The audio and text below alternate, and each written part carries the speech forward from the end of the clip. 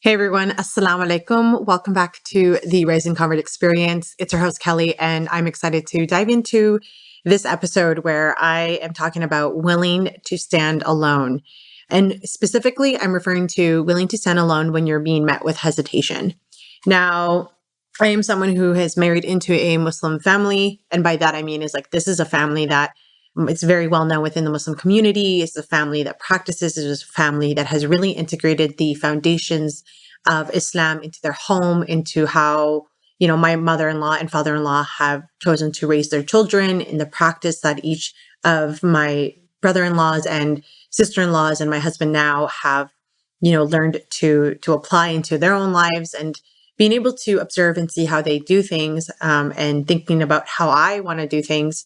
There's definitely a version of or a time and a phase in my life, in my relationship with my husband, in the relationship that I'm choosing and wanting to have with his family, and also the desires that I want to have with my family, in merging their lives with my husband and I's, and having our families come together. There's a lot of a reflection and a lot of powerful moments where I feel like if things don't go the way essentially they go, and there's a lot of uncertainty and a lot of negativity that is coming forward, I always think about like, will I ever feel like I'm going to push away or maybe cater to their wants and to their needs and to their desires because I'm too afraid to stand on my own.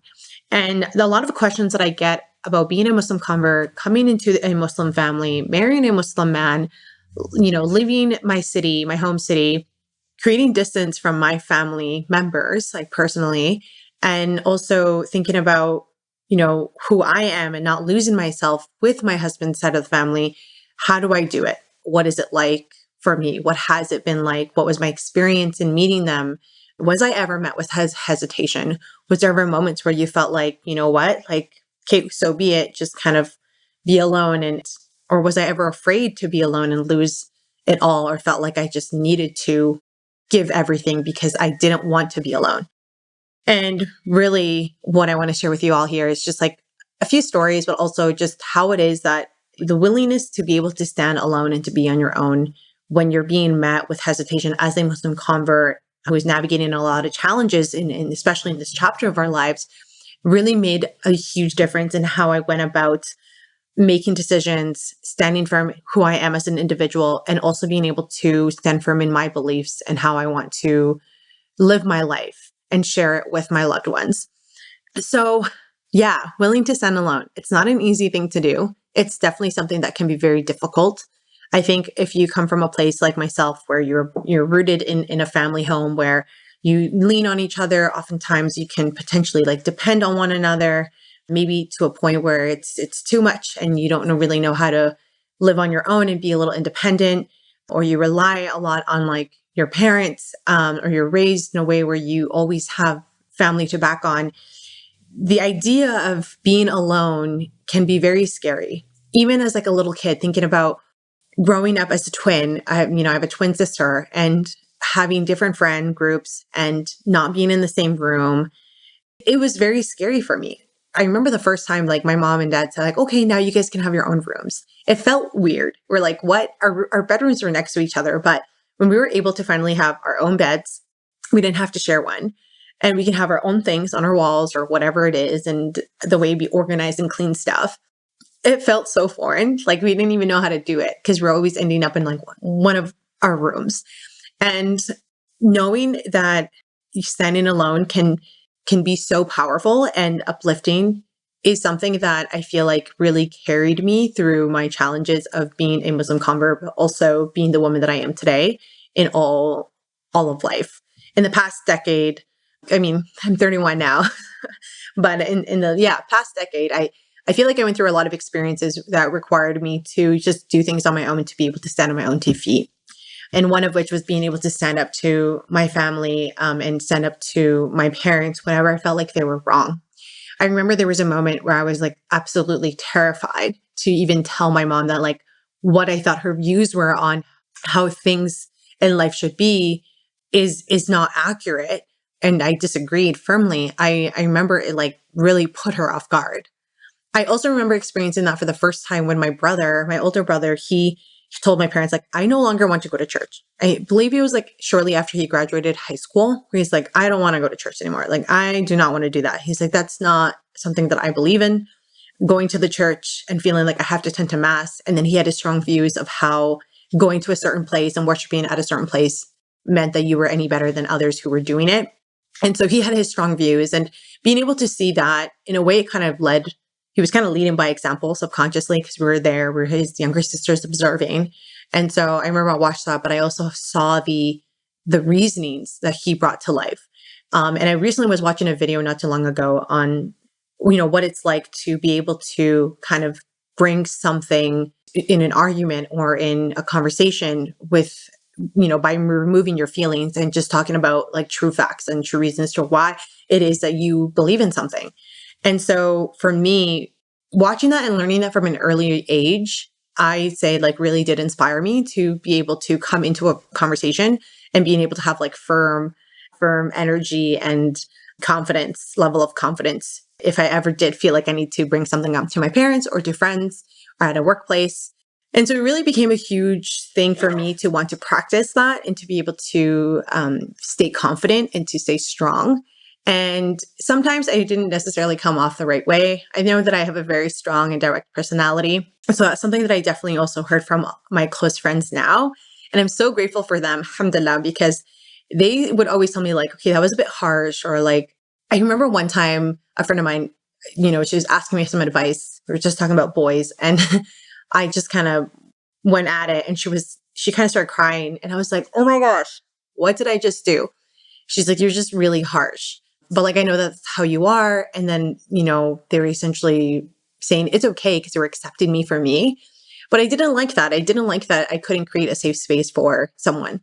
I like to think that now, alhamdulillah, like I'm in a better place where I have matured and I've been able to have conversations and engage in conversations that maybe I don't necessarily agree with or necessarily see eye to eye in, but I'm able to hold space for my loved ones because I want to be there for them, regardless of what my views or thoughts are. Because sometimes we don't need to share things. Sometimes we don't need to actually think the same. We just need to lend a hand, open our hearts, and just be there for our loved ones.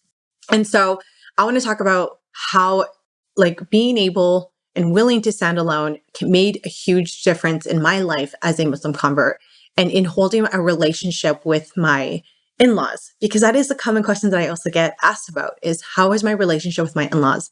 How was it like? Did they meet me with hesitation?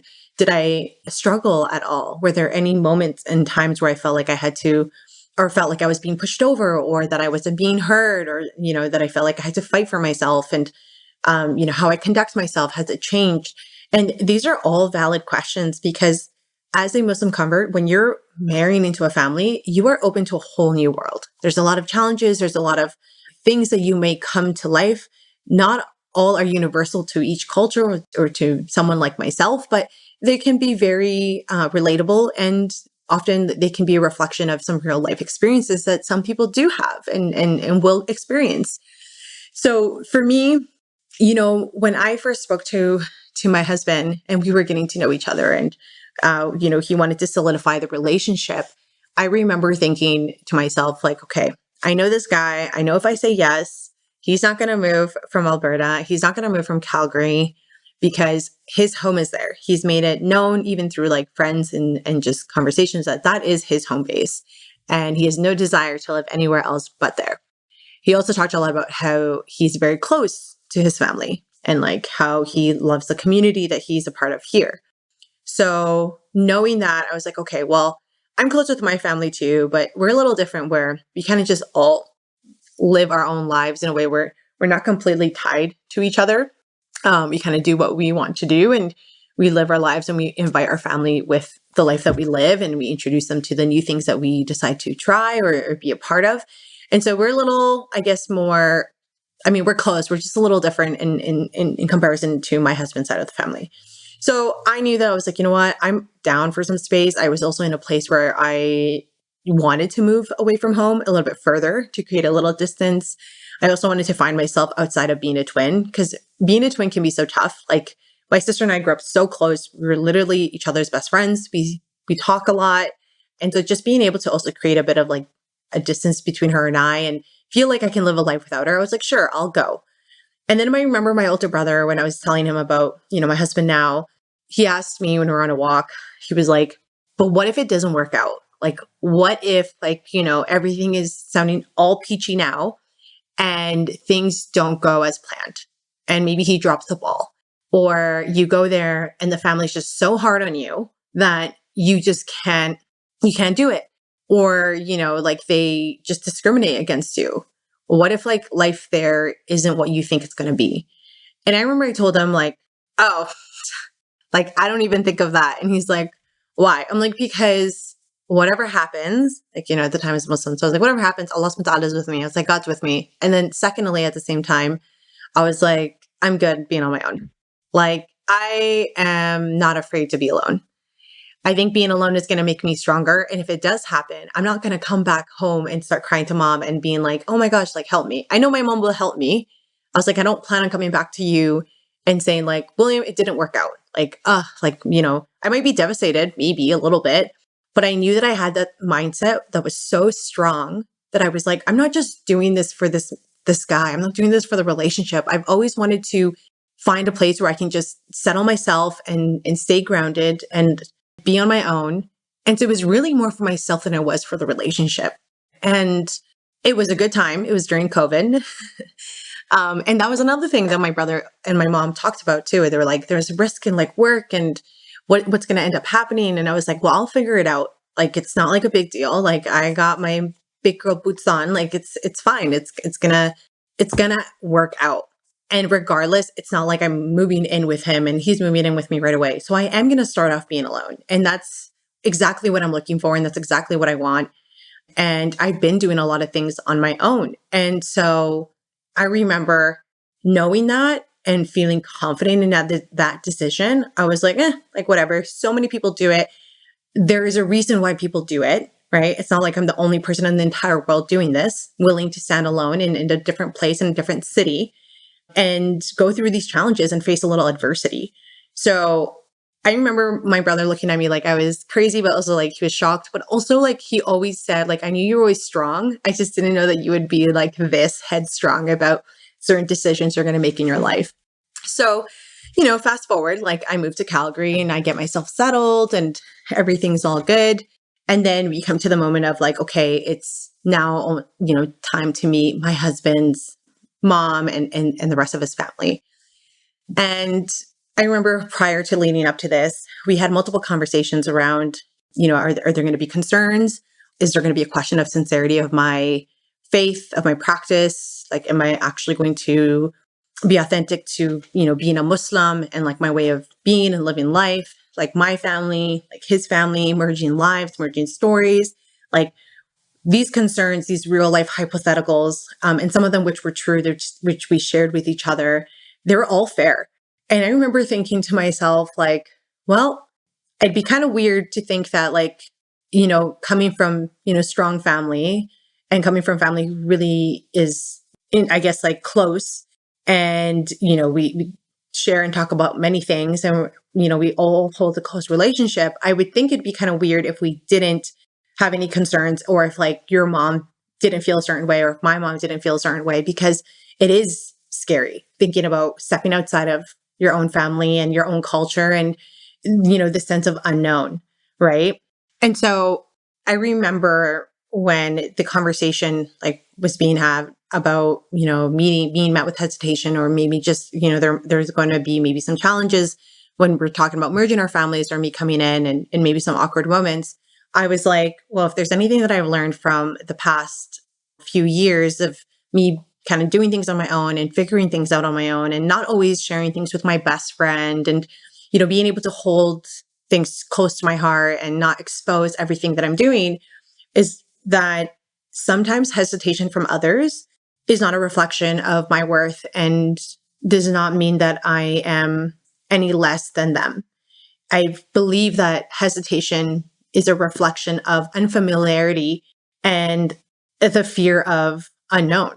And essentially, I remember in my mid 20s when everything was kind of, taking a turn for me, because I really wanted to build a life by the time I was 30, like things were getting extremely real for me.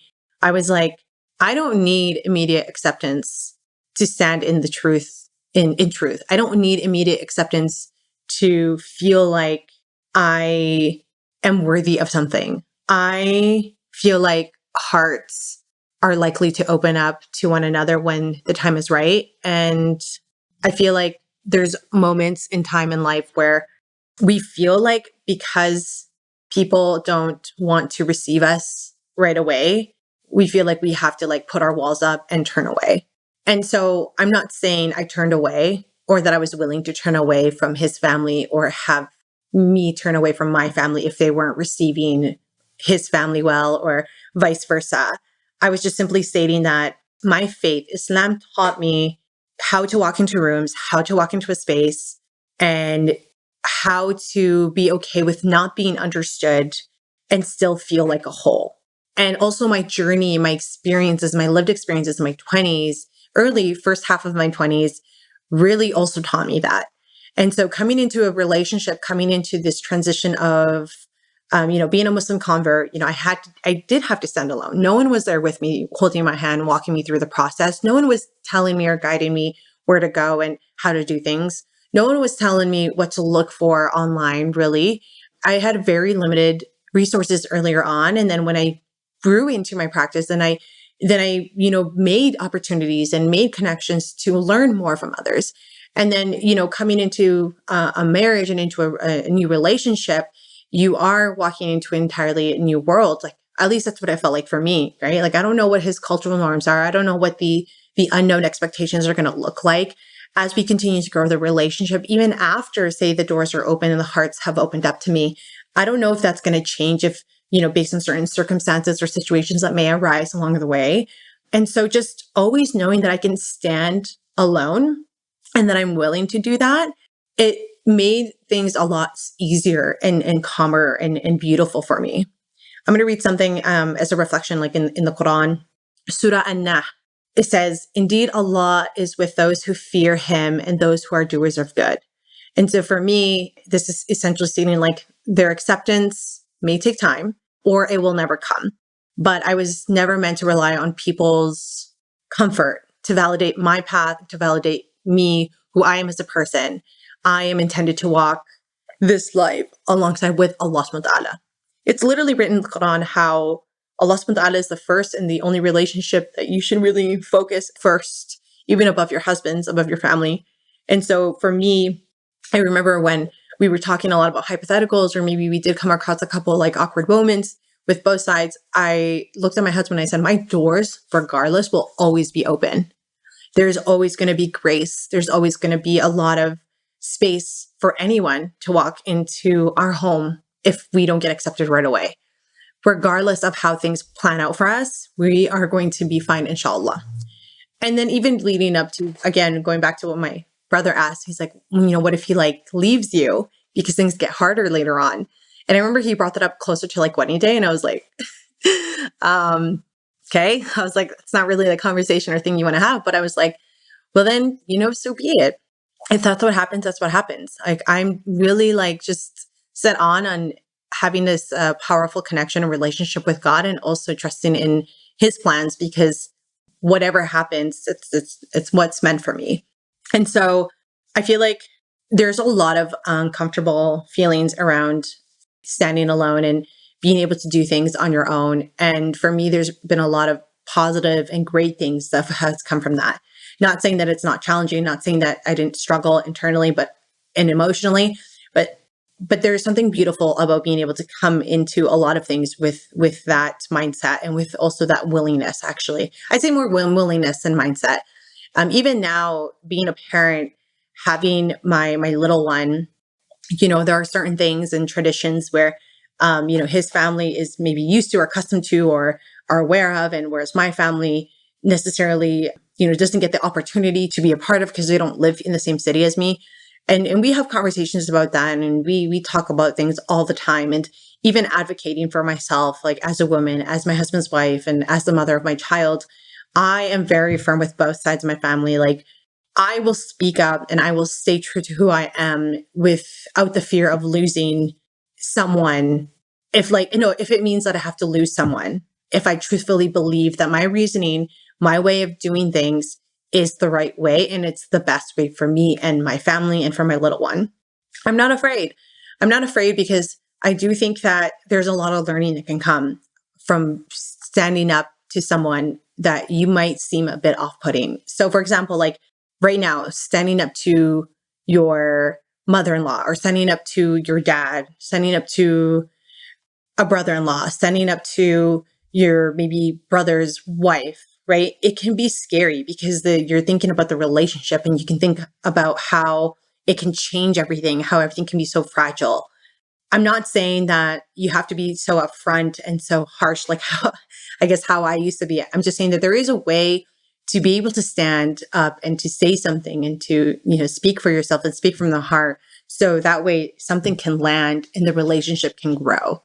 And sometimes willing to stand alone and thinking that, okay, if a relationship is lost or there's a little bit of distance that is created, it doesn't mean that you're wrong. It just means that for maybe a little while, you might feel like you're standing alone. And because you're willing to do that, you might not even know it, but it could be a blessing. It could be something that can bring you guys closer together. Because that's definitely happened and experienced in my side of the family. I remember there was moments where I felt a little bit of a distance with my brother. And what he had going on in his life and with my sister. Even last year, there was moments where we were not on the same page. We weren't really necessarily like, we were there speaking to each other, but we weren't necessarily like vibing because we were in different places and had different ways of how we were seeing things in life. And it was so hard to relate to. And so we actually went to therapy not too long ago and we did a session together and we realized that there is different views. We were not on the same page that small period in our lives. Now, did we talk? Yes. But you can still feel like there is a bit of like a distance or there is a bit of a gap there. And so being able to bridge that gap is again, just her knowing that, okay, she will just have to be alone for a year without me, like always there per se. And also me being okay with maybe what feels like she's not always there with me. That is healthy to me. I think to me that it means that sometimes some things and some people just need a little bit of space from you or just need a little bit of space just in general, right? To gain some clarity. This whole thing has really guided my way of being in my relationship, in my marriage, in my relationship with my husband's side of the family, like who's now my family, alhamdulillah. And then like there's my family and how we merge our families together. I remember there's a moment where there was a gathering with like family and friends and everyone was like all together. And it actually felt like I was invisible, like I wasn't really a part of anything, or no one was really listening and everyone was kind of looking at me differently. I think a big part of it is because now, I wear the hijab and I no longer necessarily have the same definition of fun as my friends, my close friends, and my family is, navigating this as well. And then we also have like my husband's side of the family who is also getting used to having someone who's different, who is outside of their culture into their family. And, and it can feel like alone because you're a convert and you are different. And I was different in my husband's side of the family as far as like where I came from, what language I speak, my cultural norms and my mannerisms and all that, to some extent. And then on my side of the family, there's, the non-relatable part of just, the faith that I believe in, but also, how I conduct myself now and how I see life versus how they may see life and live their life. And so I just remember thinking, man, like these awkward family conversations and moments that are happening like next to me and all of that, it's hard sometimes to stand through. And I remember thinking to myself, I think over time, like my heart will warm and it will feel a little bit more like settled and so will theirs. And I felt like, I still needed to always continue to stay rooted in, again, who I am and being able to just kind of think about, again, that I came into Islam not for anyone, not for them, not for, their approval or not for my family, to create distance from them, not for any of those reasons. I came because of Allah subhanahu wa ta'ala. I came because this is what I found is right and is the way of life. And so just sticking to that, it's not a form of weakness. I don't think it's a form of weakness to stand alone. I think it's something that should be looked at as a positive thing, as something. Yeah, I think looking or standing alone can be seen as something that can be uplifting, faith filled. It can also be very vibrant and joyful, and I think it should be encouraged. And it's something that's inspiring. I will never forget when I saw my older brother stand alone in the house, standing tall and also just with confidence. And it almost kind of, I see it as a moment of him becoming a man and becoming his own. And that's really what life is all about when you're growing up and spreading your wings as someone who's, getting ready to leave home. So yeah, let me know what any of you think when it comes to this episode. If you want to hear something more like this, or if you ever felt like you wanted to stand alone, but you have had hesitations, or how it is that you felt when you did decide to, be able to stand on your own 2 feet and say what you need to say and be okay in who you are and where you're at. All right, everyone, take care, and don't forget to take a moment to like, subscribe, and follow the podcast on Instagram at Rising Convert, and on YouTube, Spotify, Apple, and Amazon. Your support by clicking that subscribe button supports me in continuing to do the pod. And inshallah, I will catch you in the next one. Assalamu alaikum.